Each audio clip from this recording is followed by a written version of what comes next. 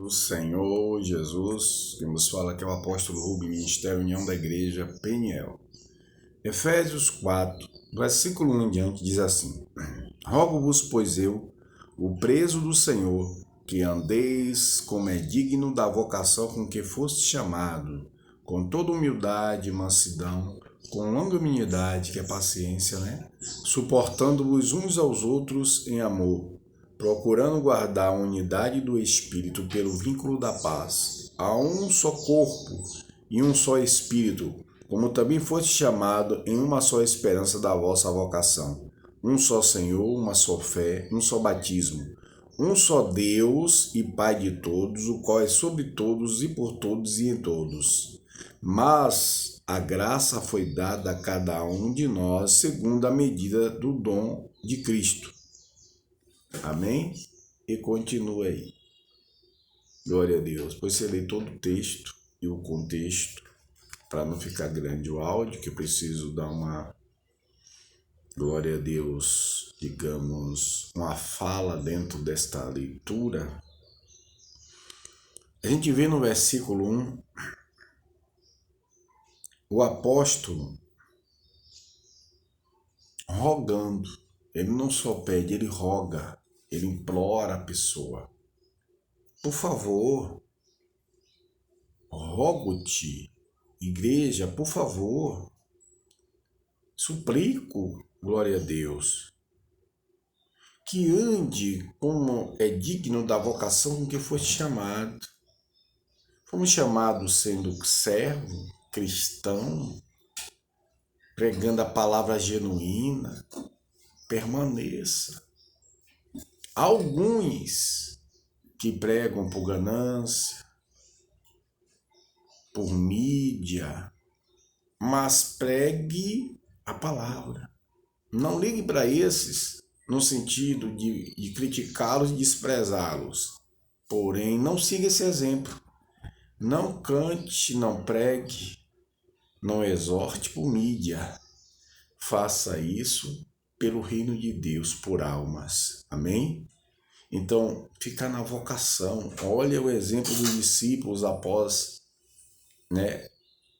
a ascensão de Jesus.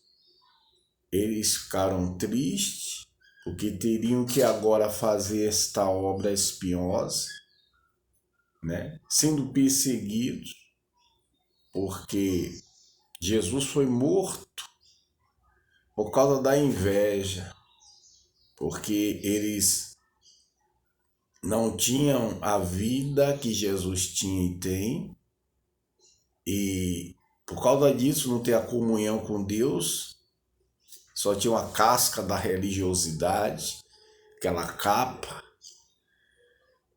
glória a Deus, e isso provou quando eles fizeram isso, e quando eles veem Jesus fazendo tudo aquilo, eles se levantam, mas foi um propósito divino que Jesus fosse morto, se oferecendo como um cordeiro, em sacrifício. Mas essa é a vocação da igreja, dos cristãos, pregar o evangelho. Pregar a palavra genuína, mesmo que muitos não concordem, mas na verdade não podem concordar a maioria, Porque dentro da maioria existem os duvidosos, os murmuradores, aqueles que se entregam à vaidade, às práticas dos erros, e aqueles que ficam em cima do muro, Existem aqueles que pregam, mas ficam em cima do muro, não defendem a nação, não luta pela nação, ora de longe, malmente, mas com toda a eficácia de mídia que tenham. Mas se o comunismo dominasse, se não fosse as pessoas que lutassem contra o comunismo com a palavra para combater, glória a Deus, nessa vocação, o mal teria dominado essa nação. Isso que eu falo é realidade. Isso está na vocação. É falar a verdade, pregar a verdade, defender a verdade com a palavra e permanecer nessa doutrina. E não fazer a acepção como a gente vê aqui. Quando ele fala um só Deus, é um só Deus. Os outros deuses são inventados pelos homens. Pecado diante de Deus, o pecado da idolatria. E também ele fala né? Sobre o batismo é um só, se referindo ao batismo nas águas. Não existe isso.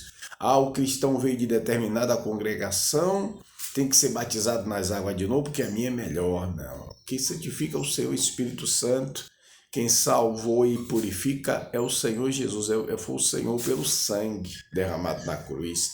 Então o que justifica não é o segundo batismo, porque isso já é contra a palavra. Se o batismo foi por imersão, esse é bíblico. Agora, se não foi por aspersão, aí sim eu aconselho batizar novamente, porque ninguém sepulta o morto na cabeça somente pela cabeça. Amém? Glória a Deus. Então vamos nos esforçar mais. Existe uma igreja que é lavada e remida no sangue de Jesus, mas existe também uma igreja que precisa ser acordada, avivada, porque ela é religiosa. Ela vive de aparência, por mais que ela tenha mídia, por mais que ela tenha muitos seguidores, tanto de congregações e tudo mais, mas ela é religiosa, porque ela faz separação, ela dá mais valor a valores financeiros, entendeu?